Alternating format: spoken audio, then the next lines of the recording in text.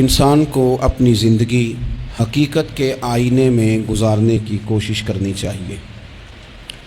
بہت ساری خوش فہمیوں سے، بہت ساری غلط فہمیوں سے اور بہت سارے دعووں سے اپنے آپ کو بچا کے رکھنا چاہیے۔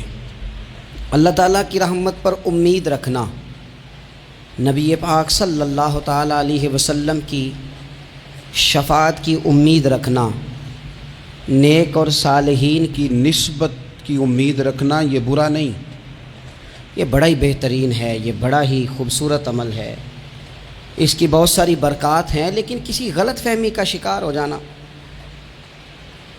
اور یہ ساری امیدیں وابستہ کر کے یا ان ساری باتوں کو پیش نظر رکھ کے بے عمل ہو جانا، اپنی زندگی کو امور خیر سے پیچھے کر لینا، یہ نہ صرف یہ کہ قابل تحسین نہیں بلکہ یہ قابل توجہ ہے، اس کی اصلاح کی ضرورت ہے۔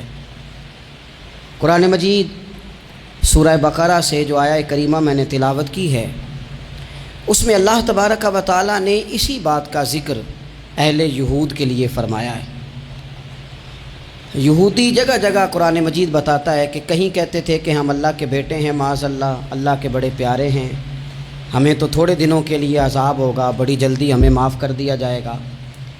وہ بڑی لمبی چوڑی خوش فہمیوں کا اظہار کرتے اور بڑے بڑے دعوے کرتے۔ پھر چلتے چلتے انہوں نے ایک اور دعویٰ کر دیا، کہنے لگے کہ آخرت کا گھر تو صرف ہمارے لیے ہے، جنت میں صرف یہودی جائیں گے اور کوئی نہیں جائے گا۔ اللہ تبارک و تعالیٰ نے ان کے اس دعوے کا ذکر فرمایا ہے۔ یہ دیکھیں دعویٰ کتنا بڑا ہے کہ آخرت کا گھر تو صرف ہمارے لیے، فقط ہمارے لیے۔ مسلمان یہ دعویٰ نہیں کرتے۔ نبی پاک صلی اللہ تعالیٰ علیہ وسلم نے جب اس بات کا اظہار کیا ہے تو اس طرح کیا ہے، فرمایا جنتیوں کی 120 صفیں ہوں گی اور 80 میری امت کی ہوں گی۔ لیکن یہ بھی فرمایا کہ باقی لوگ بھی تو ہوں گے نا، ان کی 40 صفیں ہیں لیکن جنت میں دوسرے پچھلے لوگ بھی موجود ہوں گے۔ یہ دعویٰ نہیں کیا کہ صرف مسلمان جائیں گے، ان سے پہلے جو نبی اور ان کی ایماندار اور نیک امتیں گزری ہیں ان میں سے کوئی جنت میں ہی نہیں جائے گا، یہ نہیں فرمایا۔ لیکن یہ اس طرح کے دعوے بعض لوگ کرتے ہیں اور سنائی دیتے ہیں۔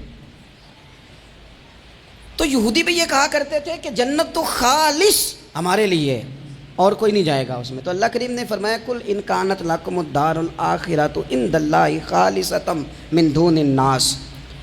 اے محبوب علیہ السلام، آپ ان سے فرما دیں اہل یہود سے کہ اگر آخرت کا گھر اللہ کے نزدیک باقی سب لوگوں کو چھوڑ کے خالص تمہارے لیے ہی ہے، سب کو چھوڑ کے صرف تمہارے لیے ہے آخرت کا گھر، تو فتمنوا الموت، تو پھر جنت میں تو مر کے جانا ہے نا، لہذا موت کی تمنا تو کرو۔ پھر کہو نا یا اللہ ہمیں موت دے تاکہ وہ جو تو نے ہمارے لیے اتنی بڑی چیز بنائی ہے ہم اس سے استفادہ کر سکیں۔ پھر تم موت کی تمنا کرو ان کنتم صادقین، اگر تم سچے ہو۔ لیکن رب فرماتا ہے وَلَن يَتَمَنَّوْهُ أَبَدًا بِمَا قَدَّمَتْ أَيْدِيهِمْ، یہ کبھی بھی موت کی تمنا نہیں کریں گے، انہیں پتہ ہے جو انہوں نے کمائی کر کے آگے بھیجی ہے۔ یہ موت کے دعوے کریں گے کہ جنت میں صرف ہم ہی جائیں گے، لیکن کبھی بھی موت کی تمنا، یہ کبھی موت کی تمنا نہیں کریں گے، اس لیے کہ انہیں پتہ ہے کہ ہم نے آخرت کے لیے کیا۔ یہ جو بہت سارے لوگ کہتے ہیں نا میری نسبت اور میری بات اور بلے بلے سارا کچھ میں ہی ہوں، تو ان سے کہو پھر سارا پیسہ کوٹھی پہ ہی لگائے جاتے ہو، پھر تو جنت تمہارا انتظار کر رہی ہے، پھر یہاں اتنے خرچے کرنے کی تمہیں کیا مشکل پڑی ہوئی۔ قرآن مجید کہتا ہے یہ کبھی بھی موت کی تمنا نہیں کریں گے، ان کو پتہ ہے جو اعمال انہوں نے کر کے بھیجے ہیں۔ واللہ علیم بالظالمین، اللہ ظالموں کو جانتا ہے، اللہ کو خبر ہے۔ میرے نبی پاک صلی اللہ تعالیٰ علیہ وسلم نے فرمایا اگر یہودی موت کی تمنا کرتے، جب ان سے کہا گیا تھا نا کہ اگر آخرت کا گھر خالص تمہارے لیے ہے تو موت کی تمنا کرو، اگر اس مقام پر وہ موت کی تمنا کرتے تو اسی وقت سارے مر جاتے، ختم ہو جاتا معاملہ۔ اگر تمنا کر لیتے تو تمنا ہی نہیں کریں گے۔ خوش فہمیوں میں مبتلا ہونا، بڑی بڑی باتیں کرنا، بڑے بڑے دعوے کرنا، بڑے بڑے تذکرے کرنا، بڑی بڑی اعلانیہ گفتگو کرنا اور اپنے ہی خیال میں بڑا کچھ بن جانا، یہ سنجیدہ لوگوں کا طریقہ نہیں۔ میں نے کچھ آستانے اپنی آنکھوں سے دیکھیں، وہ کہتی ہیں جناب ہمارے حضرت کی نسبت اور حضرت ساتھ بیٹھے مسکرا رہے ہیں، اتنی دیدہ دلیری تو نہیں نہ ہونی چاہیے۔ آپ اپنے سامنے سارا کچھ اپنے آپ کو کہلوا رہے ہیں. شیخ ہلکا ہلکا مسکرا رہے ہیں. ان سے پوچھیں تو کہتے ہیں جی میں تو نہیں کہتا. تو آپ کہتے نہیں تو منع کیوں نہیں کرتے؟ آپ خوش فہمیوں میں نعت خواں کھڑا ہوا ہے تو اس نے نسبت کی بات شروع کیا تو اللہ جانے وہ کدھر کا کدھر پہنچ گیا ہے. میں کہتا ہوں کون انکار کر رہا ہے نسبت کے فیض کا؟ کون منکر ہے؟ یہی تو باعث نجات ہے ہمارے لیے امیدیں. لیکن یہ کہ خوش فہمی میں مبتلا ہو جانا اور اس طرح کے بڑے بڑے دعوے کرنا، اور پھر بہت ساری خوابیں آتی ہیں لوگوں کو، اور خوابوں کی بنیادوں پر بڑا کچھ بنتا ہے. تو میں کہتا ہوں جناب خواب میں تو میں کہہ دوں آپ سے خواب میں کہ میں رات کا صدر بن گیا ہوں تو آپ کو کوئی اعتراض ہے؟ میں خواب میں بنا ہوں، آپ کو اس میں کیا اختلاف؟ حقیقت کی زندگی میں آئیں. حقیقت کی زندگی میں جتنے لوگ نیک ہیں، پرہیزگار ہیں، دعویٰ ہے غلامی کا، دعویٰ ہے نسبت کا، فلانی شے کا، تو پھر بھئی آپ نے اتنا مال کاہے کو جمع کر لیا ہے؟ پھر یہ کاریں، یہ بنگلے، یہ کوٹھیاں، یہ جائیدادیں، یہ جلسوں کی فیسیں، یہ نعتوں کی فیسیں، یہ کس لیے؟ پھر تو آخرت آپ کے لیے سجی ہوئی ہے، سنوری ہوئی ہے، پھر تو آپ اس طرف توجہ کریں. حقیقت پسندی کا مزاج جب تک قوموں میں نہیں آتا، قومیں اتنی دیر تک اپنی روحانی، اخلاقی اور کردار کی بلندی نہیں حاصل کر پاتی. تو موت کی تمنا، یہاں ایک بات اور سن لیں، شریعت اسلامیہ کے اندر مصیبتوں سے گھبرا کر موت کی تمنا کرنا منع ہے.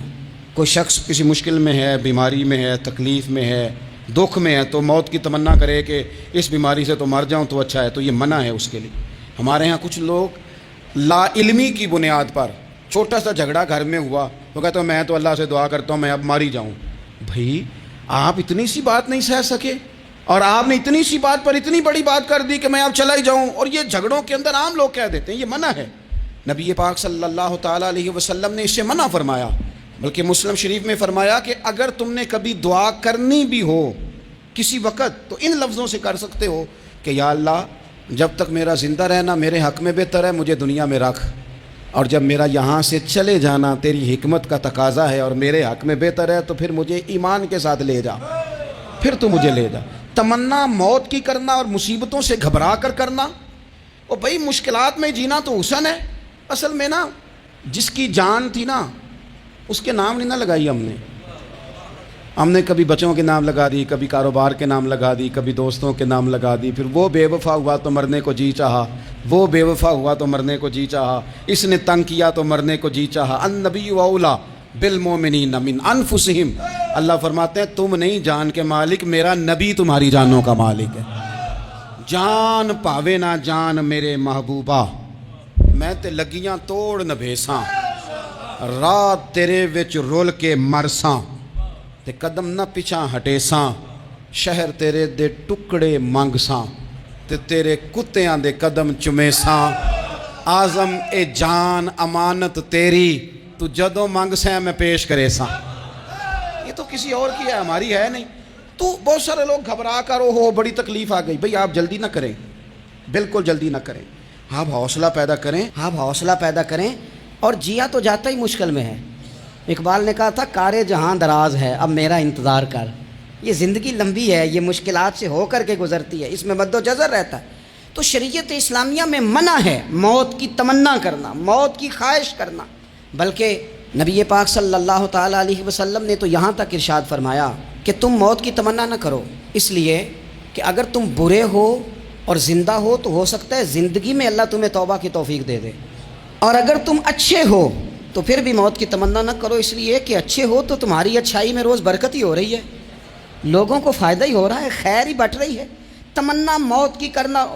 اور ویسے بھی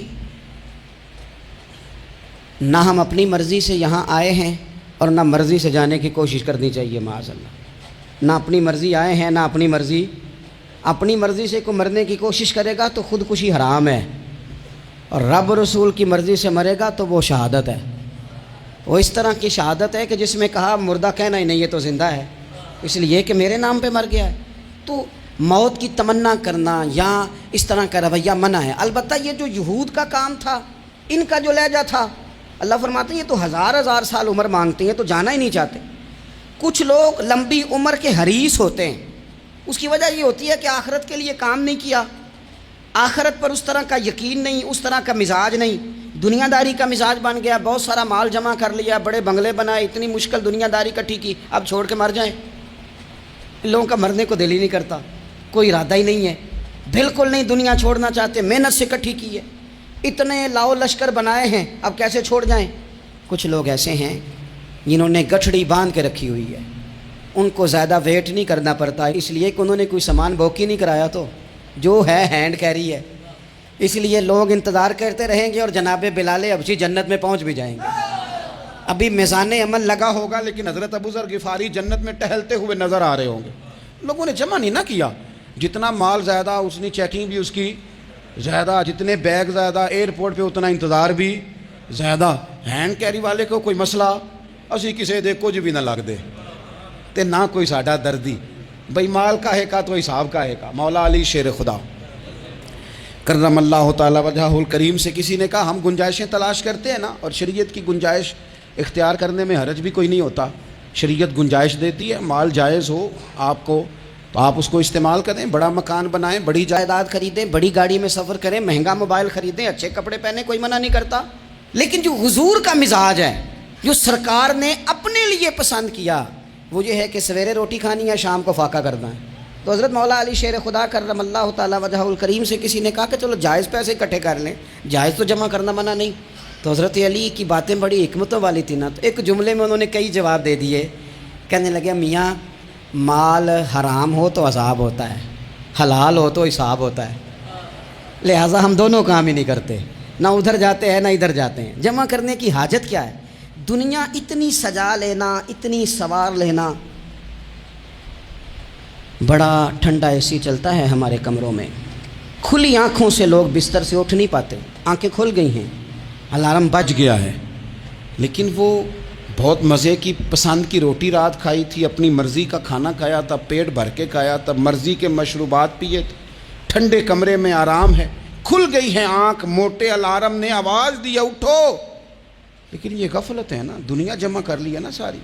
میں آپ کو صحیح بتاتا ہوں، اگر یہ ساری آسانیاں نہ ہوں، دقتیں ہوں، تو کچھ رات کو ہمیں تھوڑا پسینہ بھی آئے تو بار بار آنکھ کھلے، یہ مچھر کبھی نہ سونے دے تو بار بار آنکھ کھلے، یہ تن آرام پسند نہ ہوں تو کچھ اٹھیں، کچھ رات کو گرمیوں کی چھوٹی راتوں میں بھی تہجد پڑھی جا سکے۔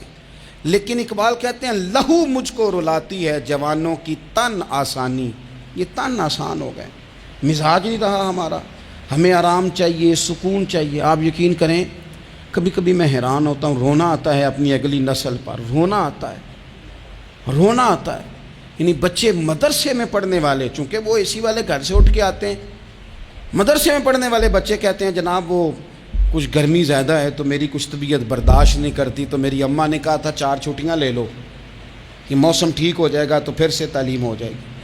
تو غور سے چہرے دیکھتے ہیں تو ہم کہتے ہیں یار اگر کل کو ہمیں جہاد پہ جانا پڑا تو ہم لوگ جائیں گے، ہم میدانوں میں نکلیں گے، ہم وہ لوگ ہیں جو سختیاں برداشت کریں گے، یہ والے لوگ ہیں جو میدان میں جائیں گے جو 1 منٹ کے لیے اتنی دنیا جمع کر لی، مرنے کو جی نہیں چاہ رہا۔ حضرت شاہ فرید الدین عطار رحمۃ اللہ علیہ کہتے ہیں میں بڑا مہنگا کاروبار کرتا تھا، عطر بیچتا تھا، مہنگا کاروبار ہے نا، عرب شریف کے اندر آپ جائیں تو جہاں سونے والی دکان ہوتی ہے اس کے ساتھ خوشبو والی دکان ہوتی ہے، مکہ مکرمہ میں دیکھ لیں، مسجد نبوی میں دیکھ لیں، مہنگا کاروبار ہے یہ، اور اب میرا بزنس تھا، کاروبار تھا۔ تو آپ فرماتے ہیں کہ ایک دن ایک بزرگ آ گئے، انہوں نے ایک شیشی دیکھی، خوشبو سونگی، دوسری، تیسری، چوتھی، اچھے سیل مین آگے بڑھ کے خود کہتے ہیں آپ کو کیا چاہیے؟ میں نے بھی کہا بابا جی کیا چاہیے مجھے بتائیں، کیا دیکھ رہے ہیں؟ تو بابا جی بڑے دھیمے، ٹھنڈے اور حوصلے والے لہجے میں کہنے لگے پتر دیکھ رہا ہوں تیری جان بڑی مشکل سے نکلے گی۔ تو میں نے کہا وہ کیوں؟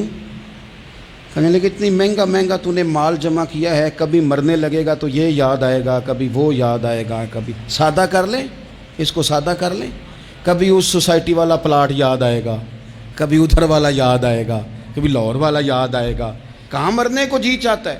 اور پھر ایک اور دھوکہ ہے، میں بچوں کے لیے کر رہا ہوں، بچوں کے نام تو ایک دھیلا بھی نہیں، وہ تو سارا آپ کے اپنے نام ہے، ایسے ہی بہانہ بنایا ہوئے بچوں، کس بچے کے نام؟ بچے نے تو 50 دفعہ کہا ہے کہ وہ ایک دکان بیچ دو، میں نے کام کرنا ہے، تو ابا کہتا مراں گا تو تاں بکے گی۔ کہاں بچوں کے لیے؟ کون کہتا ہے بچوں کے لیے؟ یہ تو خواہشات ہیں جن پر ہمارا اپنا قبضہ ہے، ہر کنجی تو ہماری جیب میں، کون کہہ رہا ہے؟ وہ تو کبھی جا کے ملے گا ان کو جب موقع آئے گا. تو کہا یہ اتنا مال جمع کیا ہے تم پتر، تیری جان تو مشکل سے نکلے گی. تو کہتے ہیں میں دنیا دار تھا، دنیا دار کو نصیحت کریں تو وہ غصہ کرتا ہے، طنز کرتا ہے. کہتے ہیں مجھے غصہ آیا تو میں نے جھٹ سے کہا، لوگ کہتے نہیں تم اپنی قبریں جانا ہے تو میں اپنی، کہتے میں نے جھٹ سے کہا، میں نے کہا بابا میری جان تو مشکل سے نکلے گی تو تیری کیسے نکلے گی؟ تو کہتے ہیں بابا جی کہنے لگے پتر ادھر آنا ذرا. تو میں کاؤنٹر کے اوپر سے ہو کے بابا جی کے پاس آیا. وہ میری دکان کے فرش پہ لیٹے، کعبے کو منہ کیا، کلمہ پڑھا اور ان کی روح پرواز کر گئی. عرش فرشتے بانگاں ملیاں، مکے پہ گیا شور، بلے شاہ اسی نہیں مرنا، اے تے مر گیا ہی کوئی ہور، نالے وارث شاہ وہ کدوں مر دے جنہ کیتیاں نیک کمائیاں نے. کہا یہ دیکھ لو مر گئے، بس اتنی کام تھا، تیاری ہے. امام غزالی کا آخری وقت تھا نا تو انہوں نے وضو کیا، غسل کیا، خوشبو لگائی، اپنے ہاتھوں سے چادر بچھائی، پھر تکیہ رکھا، پھر لیٹے، پھر حضور پہ درود پڑھا، اور پھر کہنے لگے رب اگر تیری مرضی ہے تو غزالی بھی تیرا تیار ہے. بس یہ جملے زبان پہ تھے اور روح پرواز کر گئی. موت کو سمجھے ہیں غافل اختتام زندگی، یہ ہے شام میں زندگی، پھر صبح دوام میں زندگی. عزیز بھائیوں ہم نے نا بڑی آسائشیں جمع کر لی، بڑا کچھ اپنی عقل کے زور پر ہم نے اکٹھا کر لیا. نہیں ہمارا پروگرام. کسی سے پوچھ لیں صحت کیسی ہے تو عمر اگر اس کی بڑی اوپر بھی چلی جا رہی ہو، اب تو خیر سالگرہ میں آنے کا رواج ہر جگہ آ گیا ہے، ہم سے بھی لوگ پوچھتے ہیں کہ آپ بتائیں آپ کس تاریخ کو پیدا ہوئے تھے. تو میں کہتا ہوں کوئی کارنامہ سر انجام دے لینے دو پھر بتا دیں گے. ابھی تو کچھ کر نہیں سکے، کچھ بتائیں گے تو کچھ دن بھی منا لیں گے. ابھی تو لگتا ہے کہ بڑا وقت ضائع ہو گیا ہم سے. تو عزیز بھائی کوئی نہیں کہتا کہ اب ٹائم آ گیا ہے، شوگر ہو گئی ہے، بلڈ پریشر ہو گیا ہے، طبیعت خراب رہتی ہے، فلانا مسئلہ ہو گیا ہے. تو تمنا موت اور موت کا ڈر اور نہ مرنے کا ارادہ اور دنیا سے دل کو لگا کے رکھنا اور ہر وقت جینے کی خواہش پیدا کرنا اور ہر وقت حالمی مزید کی دوڑ میں رہنا، وہ لوگ اس لیے تیار رہتے تھے، دعائیں مانگتے تھے شہادت کی، کہ انہوں نے نا دنیا بنائی نہیں تھی. حضرت عمر نے تو دوسرا کرتا نہیں پہنا ساری زندگی، وہ جو مکان آ رہا تھا وہی چل رہا تھا، وہ تو تھوڑے پہ قرضہ تھا ان پہ، لیکن ہر نماز کے بعد صحیح بخاری میں موجود ہے وہ دعا مانگتے تھے اللہم ارزقنی شہادتا فی سبیلک. یا اللہ ایسا نہ ہو میں تب بھی موت چلا جاؤں، مجھے اپنے رستے میں شہادت کی موت دینا. ہر نماز کے بعد دعا مانگی جا رہی، لیکن شہادت والی موت کی نہیں، شہادت والی موت. اللہم ارزقنی شہادتا فی سبیلک. اور مالک مدینہ چھوڑنے کو دل نہیں کرتا، یا اللہ شہادت کی موت دینا اور دینا بھی اپنے نبی کے شہر کے اندر، یہیں رہوں، یہیں میرا مدفن بنے. اللہ نے انہیں موقع دیا. آپ دیکھیں نا ان لوگوں کا دل کرتا تھا. حضرت خالد بن ولید رضی اللہ تعالیٰ عنہ ساری زندگی میدان میں گزاری، پورے جسم میں 1 انچ جگہ باقی نہیں تھی جہاں زخم نہ ہو، ساری زندگی میدان میں رہے، لیکن آخری وقت روتے تھے، فرماتے تھے اس کی بے نیازی دیکھو، میں شہادت کے لیے میدان میں رہا لیکن شہادت میرا مقدر ہی نہیں تھی. اور پھر آخری وقت بھی فرمایا میرا گھوڑا، میرے کپڑے، میری زرہ، میری تلوار یہ کسی مجاہد کو دے دینا. چلو میں اب جہاد میں نہیں ہوں تو میرا سامان تو جہاد میں رہے، کسی مجاہد کو دینا. ان لوگوں نے جتنی محنت کی نا مرنے کے بعد کے لیے کی، مرنے کے بعد کے لیے زندگی کا جو دوسرا پل ہے اس کے لیے کوشش کی. وہاں انہوں نے صدقات جمع کرائے، خیرات جمع کرائے، عبادات جمع کرائیں، حسن اخلاق جمع کرایا، اچھا سلوک جمع کرایا. انہوں نے آخرت کے بینک میں ڈھیروں مال جمع کرایا، وہاں ان کے مکان بک ہوئے، جنت میں ان کے نام کی بڑی بڑی جگہیں اللہ تبارک و تعالیٰ کے فضل سے طے کی گئیں. تو پھر انہیں وہاں جانے میں کوئی دشواری بھی نہیں تھی، انہیں کوئی مشکل نہیں تھی، وہ تیار تھے. لیکن چونکہ ساری محنت ہی دنیا کے لیے ہے، وہ جو خاص ایک آخرت پر مسلمان کا ایمان اور یقین اور تیقن تھا اس طرف ہمارا مزاج نہیں. آپ دیکھیے حضرت ملک الموت اسرائیل علیہ السلام نا حضرت ابراہیم علیہ السلام کی روح قبض کرنے کے لیے حاضر ہوئے. تو کہا جناب چلیے آپ کی روح لینے آیا ہوں. تو حضرت ابراہیم علیہ السلام فرمانے لگے اسرائیل یہ قاضی ثناء اللہ صاحب پانی پتی رحمۃ اللہ علیہ نے اس کو تفسیر مظہری میں لکھا ہے۔ حضرت ابراہیم خلیل اللہ علیہ السلام فرمانے لگے، اے اسرائیل، کیا کوئی خلیل بھی اپنے خلیل کی روح قبض کرتا ہے؟ واتخذ اللہ ابراہیم خلیلا، اللہ نے تو مجھے دوست بنایا، دوست ہو کے دوست کی روح قبض کرنے جا رہا ہے۔ حضرت اسرائیل نے ارادہ چھوڑا اور حضرت ابراہیم کا وہ جملہ لے کے رب کی بارگاہ میں حاضر ہوئے۔ عرض کی مالک جناب ابراہیم علیہ السلام نے فرمایا ہے کہ اللہ کی بارگاہ میں عرض کرو کہ مالک، کیا کوئی خلیل بھی اپنے خلیل کی روح قبض کرتا ہے؟ تو رب کریم نے فرمایا اب میرا بھی پیغام جا کے جناب ابراہیم کو دے دو، ان سے جا کے کہو رب فرماتا ہے کیا کوئی خلیل بھی اپنے خلیل کی ملاقات کو ناپسند کرتا ہے؟ آپ کو تو ملنے کو بلا رہے ہیں، موت تو ایک پل ہے، یہاں سے گزریں گے تو جا کے محبوب سے ملیں گے، تو کیا کوئی خلیل بھی ناپسند کرتا ہے کہ وہ اپنے خلیل سے ملاقات نہ کرے؟ حضرت سیدنا اسرائیل علیہ السلام پیغام لے کے آئے اور کہا ہے اللہ کے خلیل رب فرماتا ہے کیا خلیل بھی خلیل کی ملاقات کو تو حضرت ابراہیم تو کھول کے روئے، کہنے لگے اب دیر نہ کر، اب ذرا جلدی کر، اب ذرا جلدی لے جا۔ اور میرے نبی پاک صلی اللہ علیہ وسلم نے فرمایا، سیاستہ میں حدیث ہے، فرمایا تم میں سے جو رب سے ملنے کو پسند کرتا ہے نا، جو اللہ سے ملنے کا شوق رکھتا ہے نا، اللہ بھی اس کی ملاقات کو پسند فرماتا ہے۔ تم میں سے جو رب سے ملنے کا شوق رکھتا ہے، اقبال کیا کہتے ہیں؟ کہتے ہیں تیرے عشق کی انتہا چاہتا ہوں، تو میری سادگی دیکھ میں کیا چاہتا ہوں، میرا ذرا سا تو دل ہے مگر شوق اتنا، میں وہی لن ترانی سنا چاہتا ہوں، مالک میرا دل کرتا ہے میں تجھ سے کہوں رب آرینی، میں تجھے دیکھنا چاہتا ہوں، اور تو مجھے کہے لن ترانی، تو نہیں دیکھ سکتا، میرا ذرا سا تو دل ہے مگر شوق اتنا، میں بھی وہی لن ترانی سنا چاہتا ہوں۔ پھر خود ہی کہنے لگے او بھری بزم میں راز کی بات کہہ دی، میں بڑا بے ادب ہوں سزا چاہتا ہوں۔ یہ تو سب کو بتانے والی بات ہی نہیں تھی جو میں نے بتا دی، بھری بزم میں راز کی بات کہہ، بڑا بے ادب ہوں سزا چاہتا ہوں۔ نبی کریم علیہ السلام نے فرمایا تم میں سے جو رب کی ملاقات کا شوق رکھتا ہے نا، اللہ بھی اس کی ملاقات کو پسند فرماتا ہے۔ اور فرمایا تم میں سے جس کا رب سے ملنے کا شوق نہیں نا، اللہ بھی اس کی ملاقات کو پسند نہیں فرماتا۔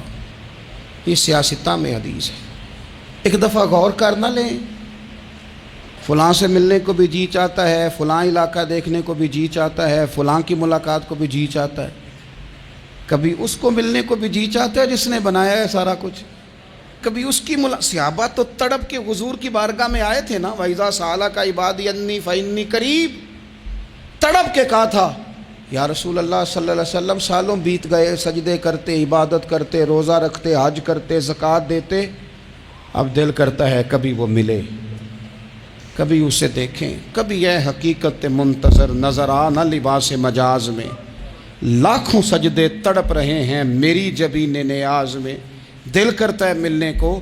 تو جب صحابہ نے آ کے حضور کی بارگاہ میں یہ عرض کی نا یا رسول اللہ رب سے ملنے کو جی چاہتا ہے، تو اللہ نے فرمایا وَإِذَا سَأَلَكَ عِبَادِي عَنِّي فَإِنِّي قَرِيبٌ، اے محبوب جب میرے بندے آپ کے پاس آ کے میرے بارے میں سوال کریں تو ان سے فرما دو میں تو ان کے قریب ہی ہوں، جب بھی دعا مانگیں گے میں ان کی دعاؤں کو قبول فرماؤں گا، میں قریب ہوں ان کے۔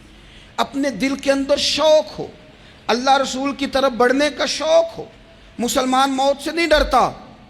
لیکن صحیح بخاری اور صحیح مسلم میں حدیث ہے، نبی پاک علیہ الصلوۃ والسلام نے فرمایا آج ایک مسلمان 1000 کافر کو آگے لگا لیتا ہے اور کافر بھاگ جاتا ہے، ایک وقت آئے گا ایک کافر ہوگا اور 1000 مسلمان کو بھگا ڈالے گا۔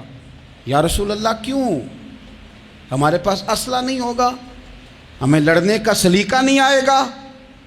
تو نبی پاک علیہ السلام نے فرمایا یہ مسئلہ نہیں، تمہیں وہن ہو جائے گا، وہن۔ یا رسول اللہ یہ وہن کیا ہوتا ہے؟ تو حضور نے فرمایا تمہیں نا زندگی سے پیار ہو جائے گا، تمہیں مرنا برا لگے گا، کراہت آئے گی مرنے سے، تم مرنا نہیں چاہو گے۔ تو جب کسی کو زندگی سے پیار ہو جائے تو پھر وہ بھاگتا ہے، پھر وہ ہر بندے کی ہر بات مانتا ہے چونکہ وہ جینا چاہتا ہے۔ اور کچھ لوگ ایسے ہوتے ہیں وہ جب بدر میں مسلمان پہنچے نا تو جاسوس بھیجا ابو جہل نے، کہا جاؤ پتہ کر کے آؤ لوگ کتنے ہیں اور ان میں جوان کتنے ہیں، بوڑھے کتنے ہیں اور اسلحہ کتنا ہے۔ جاسوسی اس دور میں بڑی آسان تھی، کوئی مخصوص وردی تو فوجیوں کی ہوتی نہیں تھی۔ تو وہ شخص آ گیا، مسلمانوں کو دیکھ کر واپس گیا، تو جا کے اس نے بدر کے دن ابو جہل سے کہا کہ وہ 313 ہیں اور ان میں بچے بھی ہیں، بوڑھے بھی ہیں اور اسلحہ بھی زیادہ نہیں، اور گھوڑے اور اونٹ اور سواریاں بھی تھوڑی ہیں۔ تو ابو جہل بڑا ہنسا اور معاذ اللہ کہنے لگا کیا ان نے ہم سے لڑنا ہے، تھوڑے سے تو لوگ آئیں، اس طرح کرو صبح نا انہیں پشتوں پہ باندھ کے نا گھوڑوں کی تو مکے لے چلتے ہیں، وہاں جا کے دیکھیں گے ان کے ساتھ کیا کرنا ہے۔